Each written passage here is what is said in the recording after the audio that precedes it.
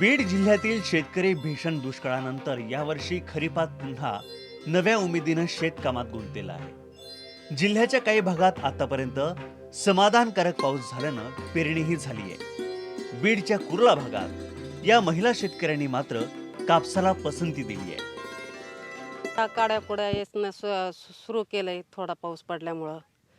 अन आता वाटतंय की पडला जर पाऊस गेल्या वर्षी उगा थोडा पडला होता.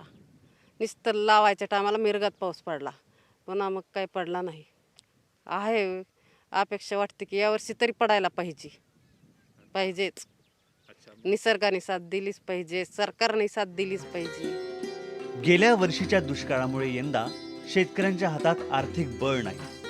शिवाय बियाणं आणि खतांचे वाढते दर शेतकऱ्यांच्या उत्साहावर विरजण घालतात की काय अशी स्थिती आहे. पण अशा संकटांना न घाबरता भरघोस उत्पन्न घेण्याचा चंग या महिला शेतकऱ्यांनी बांधलाय. यंदा अपेक्षा आहे आम्हाला भरपूर पाऊस पडावा, पीक भरपूर व्हावा, शेतकऱ्यामागचं कर्ज माफ व्हावा. आता बियाला पैसे लागत आहेत, खताला पैसे लागत आहेत, मग ती कुठून आणायचे? आता गेल्या वर्षी पीक नाही झालं तर.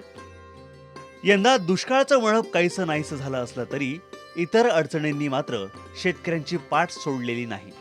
तरीही यंदा बऱ्यापैकी पडणाऱ्या पावसानं शेतकऱ्यांचा आत्मविश्वास मात्र वाढवलेला आहे. झालेल्या थोड्या पावसाने आनंदी होऊन शेतकरी शेतामध्ये पेरणीला शेतकऱ्यांनी सुरुवात केलेली आहे. माझ्या पाठीमागं बघू शकतात की हे बीड तालुक्यातल्या कुर्ला गावातलं शेत आहे, ज्या ठिकाणी कापसाची लागवड करण्यात सुरू केलेली आहे.